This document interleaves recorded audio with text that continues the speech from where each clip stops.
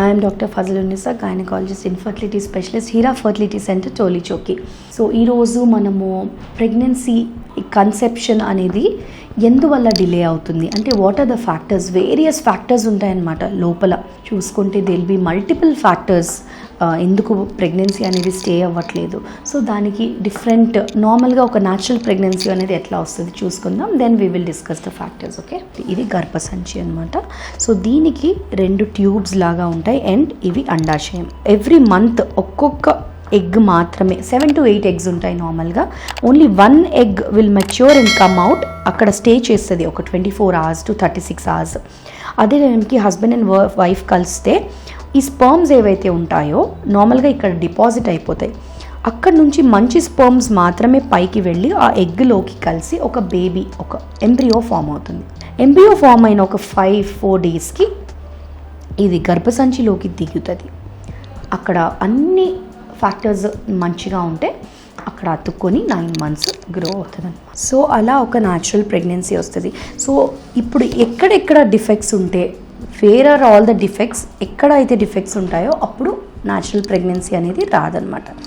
Suppose first we will start with the cervical canal. అంటే cervix అంటే that is the entrance part అనమాట. Entrance of uterus అంటే దాని యొక్క వే కానీ అక్కడ ఉన్న సెక్రీషన్స్ కానీ అందులో ఏ డిఫెక్ట్ ఉన్నా కూడా స్పర్మ్ అనేది పైకి వెళ్ళలేదు. సో సర్వైకల్ స్టినోసిస్ అని ఉంటుంది కొంతమందికి, ఆ ద్వారము చిన్నగా క్లోజ్ అయిపోయి ఉంటుంది అనమాట.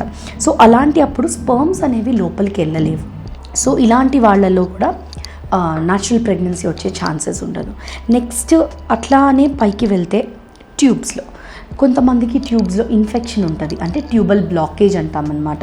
సో ట్యూబల్ బ్లాకేజ్ ఉంటే ఈ స్పర్మ్ ఏదైతే ఇక్కడ ఎగ్ రిలీజ్ అవుతుంది, ఇక్కడ స్పర్మ్ ఉంటుంది. ఈ బ్లాకేజ్ వల్ల మధ్యలో గోడలాగా అయిపోతుంది అనమాట. సో ఆ స్పర్మ్ వెళ్ళి ఎగ్ని కలవలేదు. ఇక్కడ ట్యూబల్ బ్లాకేజ్ వల్ల ఆ ఎగ్ ఇంకా స్పర్మ్ కలవలేదు కాబట్టి మధ్యలో బ్లాకేజ్ లాగా వస్తుంది. సో ఒక సైడ్ ట్యూబల్ బ్లాకేజ్ అయితే ఇటు సైడ్ రిలీజ్ అయిన ఎగ్స్ అందుకోలేదు. అదే 2 sides ట్యూబల్ బ్లాకేజ్ అయితే ఖచ్చితంగా న్యాచురల్ ప్రెగ్నెన్సీ అనేది అవ్వదు. ఎందుకంటే 2 side బ్లాక్ ఉంటే 2 sides ఎగ్స్ పట్టుకోలేదు కాబట్టి ఎగ్ అనేది స్పర్మ్తో కలవలేదు అసలు. సో బైలేటరల్ ట్యూబల్ బ్లాకేజ్ ఉందా, సింగిల్ ట్యూబల్ బ్లాకేజ్ ఉందా చూసుకోవాలి. అలానే చూసుకుంటే మోస్ట్ ఇంపార్టెంట్ వచ్చేసి ఎక్కువగా మనం వింటున్నది ఏంటి, పీసీఓడి, ఎగ్స్లో డిఫెక్ట్ అనమాట. ఎగ్స్ టూ మచ్గా అయిపోతాయి. అంటే నార్మల్గా 7 to 8 ఉండాల్సిన ఎగ్స్ ఒక్కొక్క సైడ్ వచ్చేసి 10 to 15 ఎగ్స్ లాగా అయిపోతాయి అన్నమాట. సో దానివల్ల ఒక్క ఎగ్ గ్రో అవ్వలేదు. సో ఆ ఒక్క ఎగ్ గ్రో అవ్వలేకపోవడం వల్ల ఆ హార్మోనల్ ఇంబ్యాలెన్స్ వలన ఒక ఓవ్యులేషన్ అనేది అవ్వదు, అంటే ఎగ్ అనేది రిలీజ్ అవ్వదు. మెచ్యూర్ అయ్యి ఎగ్ రిలీజ్ అవ్వాలి, ఆ ప్రాసెస్ అనేది జరగదు అసలు పీసీఓడి వాళ్ళలో. సో ఎగ్గే రిలీజ్ అవ్వనప్పుడు స్పర్మ్ వెళ్ళి దేంతో కలుస్తుంది. So that is one process కామన్గా మనం చూసుకునే దాంట్లో కాజెస్. ఇక్కడ లోపల గర్భసంచిలో ఫైబ్రాయిడ్ అని వింటాం మనం. సో ఫైబ్రాయిడ్ అంటే ఏంటంటే లోపల గర్భసంచి లోపల గడ్డలాగా ఫామ్ అవుతుంది అనమాట. సో దానివల్ల ఏమవుతుంది, ఎక్కడైతే బేబీ పెరగాలో అక్కడ ఆ ప్లేస్లో ఈ ఫైబ్రాయిడ్ పెరగడం వల్ల ఆ బేబీకి అడ్డుగా వస్తుంది అనమాట. అండ్ అలానే చూసుకుంటే చాలా మందికి రికరెంట్ ఇన్ఫెక్షన్స్ ఉంటాయన్నమాట. అంటే infections can be from vagina to tubes, ఎక్కడి వరకైనా ఉండొచ్చు. అంటే కింద నుంచి పై వరకు కూడా ఇన్ఫెక్షన్స్ అనేవి రూల్ అవుట్ చేసుకోవాలి. So that is very important అనమాట. సో ఎటువంటి ఇన్ఫెక్షన్స్ ఉన్నా కూడా లోపల కరెక్ట్ ఎన్వైర్న్మెంట్, ఆ బేబీ గ్రో అయ్యే ఎన్వైర్న్మెంట్ ఉండదన్నమాట. సో దానివల్ల కూడా ప్రెగ్నెన్సీ అనేది అందకపోవచ్చు.